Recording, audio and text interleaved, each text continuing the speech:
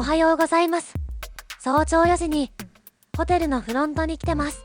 私たちは朝食と昼食のお弁当をお願いしていたので受け取りに来ました。屋久島のホテルでは登山客が多いので大体お弁当の対応をしてくれるみたいです。アクティビティの最高会社がホテルまでピックアップしに来てくれました。興奮して寝たのか寝れなかったのかわからない頭の状態です。縄文杉コースのアクセスを紹介します。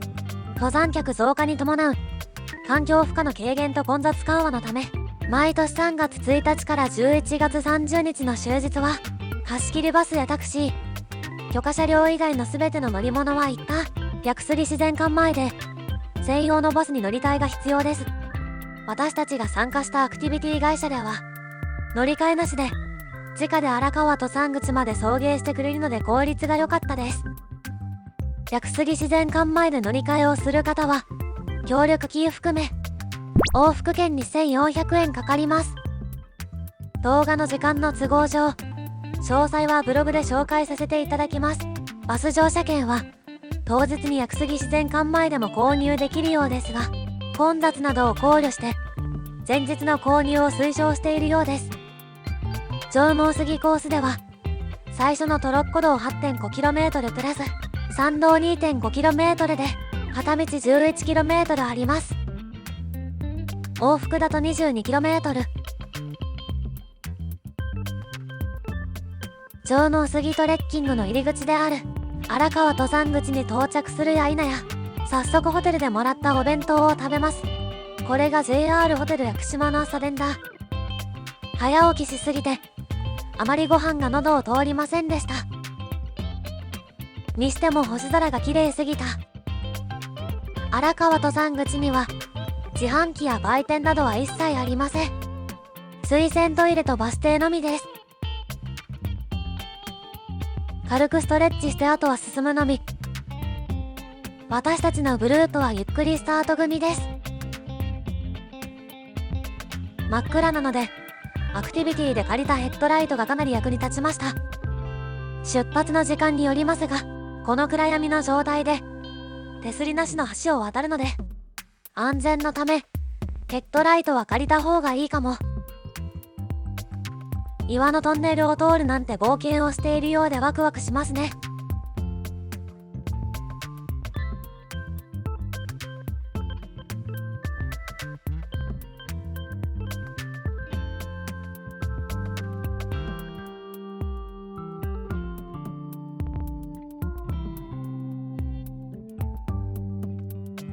少し空が明るくなってきましたね。このトロッコ道は伐採した屋久杉の運搬に使われていました。しかし現在では物資の輸送、怪我人の移動などで利用されているようです。途中トイレの紹介もあるのでお食事中の方はお気をつけください。じわじわと夜が明けてきました。綺麗ですね。この橋手すりもなければ幅も一人分で最初は怖かったです。この日は天気もよくいい時期に行ったので登山客が400人と驚愕の数字。通常は100から200人くらいらしいです。Twitter でその日の登山客の人数がわかるのでリンク先を概要欄に貼っておきますね。途中山の神様を祀っている神社がありました。時間がないので遠目から見て先を進みます。ここは小杉谷橋。手すりがついていますがスマホを落とさないように気をつけてください。落としたらエンドです。ちなみに携帯の電波は山中はつながらないので機内モードが電源を切って電池の節約をしておきましょう。荒川登山口ではスマホが使えます。この大きな岩は花崗岩です。11月半ばになると紅葉の季節になるので色鮮やかで綺麗らしいです。ここは小杉谷集落跡地です。杉の伐採をするために住んでいた方々の集落跡地です。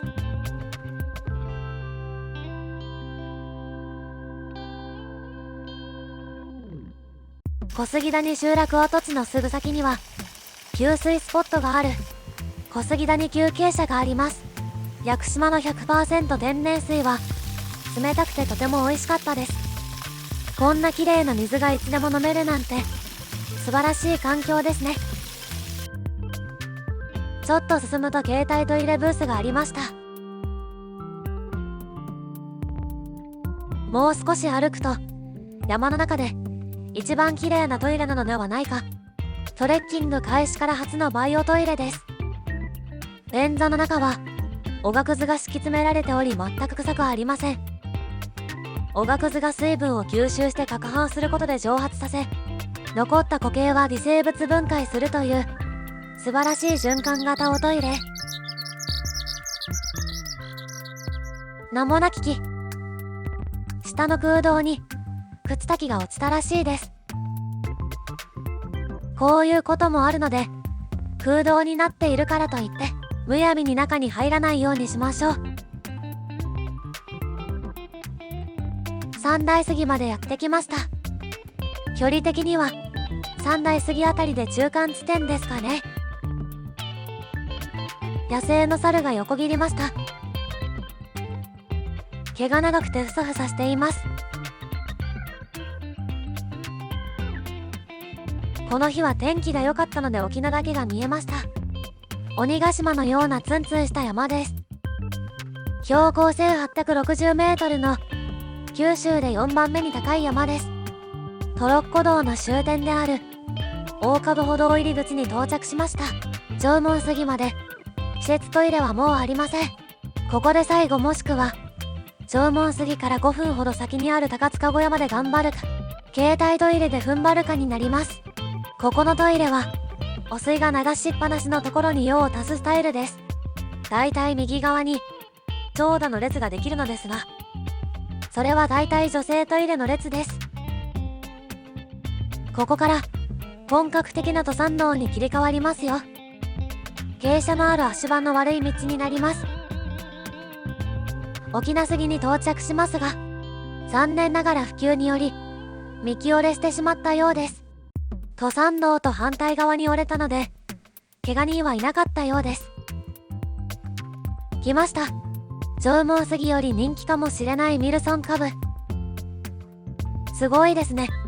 木の幹の中にこんな広い空間があるんですよ。標高周囲 13.8 メートル、中の広さがおよそ16平米の空洞です。ハートに見える角度を探してみてくださいね。しばらく歩いて座れるスペースを見つけたのでランチです。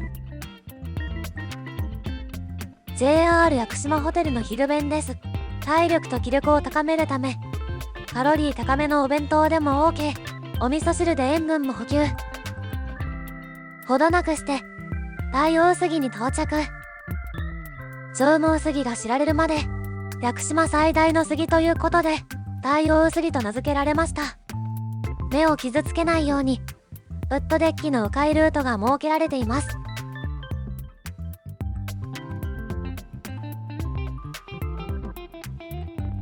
12時、目的地の縄文杉に到着。人が多い。縄文杉では正面とサイドから見れる展望デッキが設けられていました。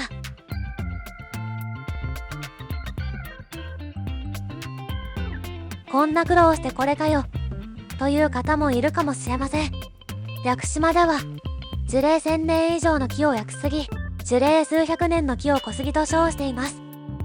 縄文杉はその屋久杉の中で最大級の老大木です。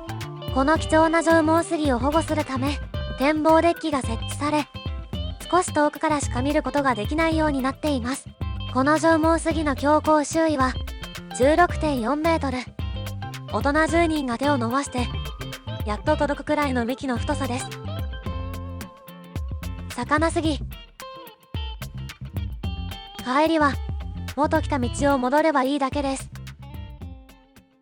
ここからは個人的に綺麗だなと思った映像を流しますね。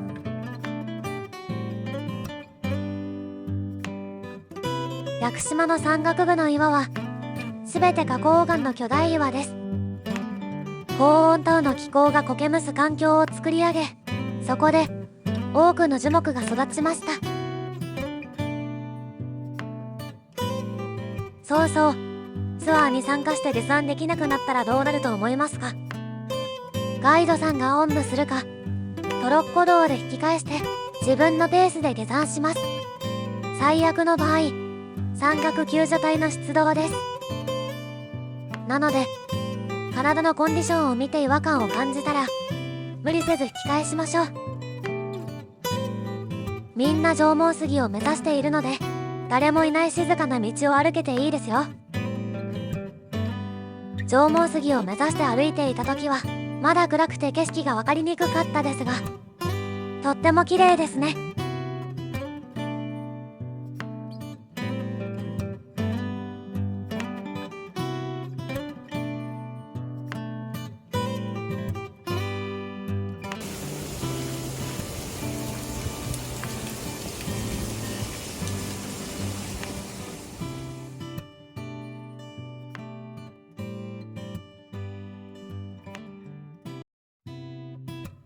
トンネルまで来たらもう荒川登山口が近いですね。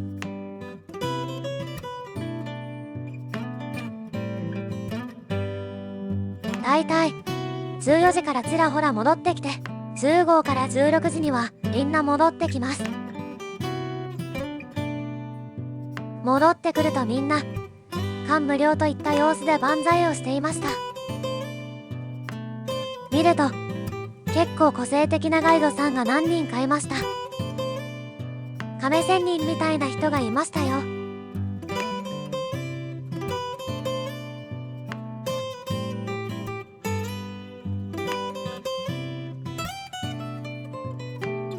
携帯トイレを利用した場合は登山口に設置されている回収ボックスに捨てましょう。なので安心して持ち帰ってきてください。荒川登山口発のバスの最終便は17時45分です。もし時間までに戻れなかったらタクシーを呼びましょう。荒川登山口から屋久杉自然館前までタクシーを利用すると1台およそ5000円ほどです。初心者でも縄文杉コースをコンプリートできるかどうかですが、膝痛や持病がなければ忍耐でなんとか登りきれます。ホテルの温泉に浸かって爆睡しました。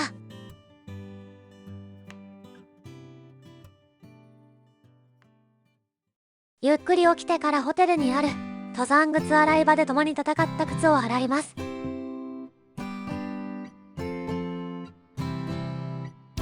ホテル朝食の紹介です。大分県産コシヒカリになぜか珍しいグリーンカレー、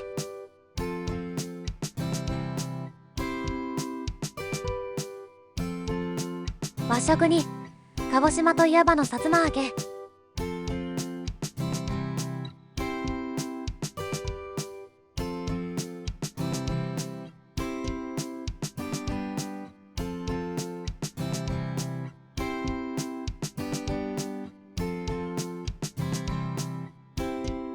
炭火焼きやパン、黒酢とちょこちょこ九州を入れてきています。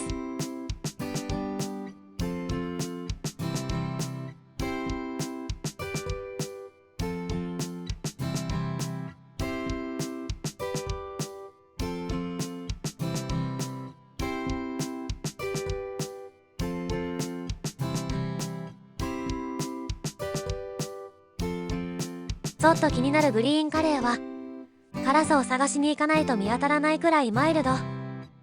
鹿児島ポークウインナー美味しかったです。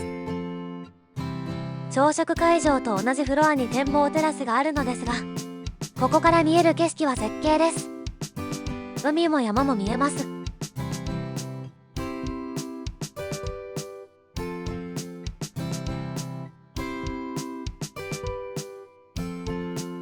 ホテル近くに A コープがあります。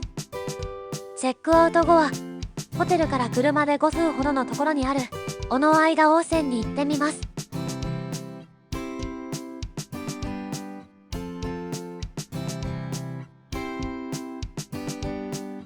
外に足湯もありますよ。源泉49度の熱々の源泉が湧き出るトロトロの温泉です。効能は皮膚病、リウマチ、筋肉痛、神経炎など筋肉痛に効くとか最高ですね。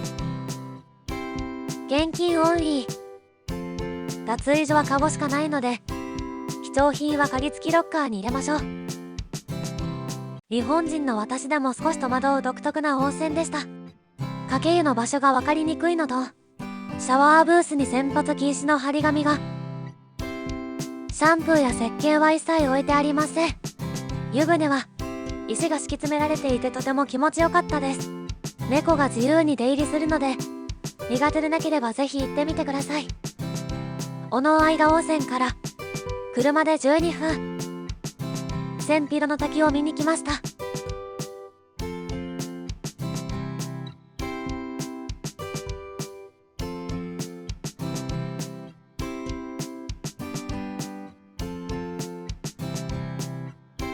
縄文杉トレッキングの時に斜めにして段差を上り下りすると下半身の負担を軽減できるとガイドさんが教えてくれました。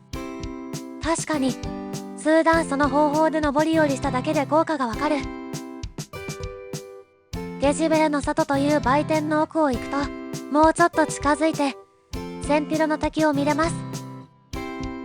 では屋久島スイーツを食べに行きましょう。千尋から車で13分。カンカンニューヨークチーズクリームとトビウオクレープを食べてみました。トビウオクレープはトルティーヤみたいな生地にトビウオのフレークっぽいものが入っており、思ったより美味しい。初日のラーメンみたいなトビウオが刺さっているのかと思ってました。お土産をささっと購入してトッピーで帰ります。帰りのチケットもネットの早割りを利用しました。あとは窓口で座席指定をするのみ。屋久島に来たら高速船やトレッキングのことを考えて最低2泊は必要です。晩ご飯は鹿児島県産黒豚の専門店黒豚さ。海外客が多いらしく、メニューは QR コードを読み込んで多言語対応。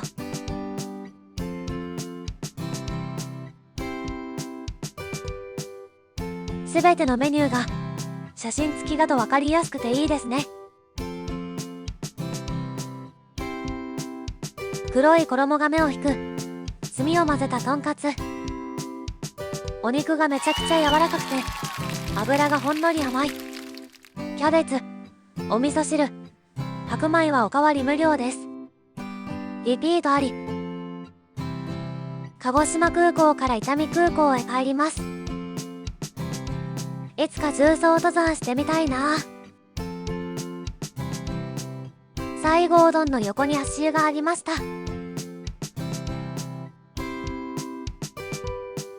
空港限定のタオルが売っていましたよ。なかなか広い空港です。2階にはショップがたくさん入っています。鹿児島なので練り物がたくさん売っていました。フライトの時間まであのラウンジで少し休憩。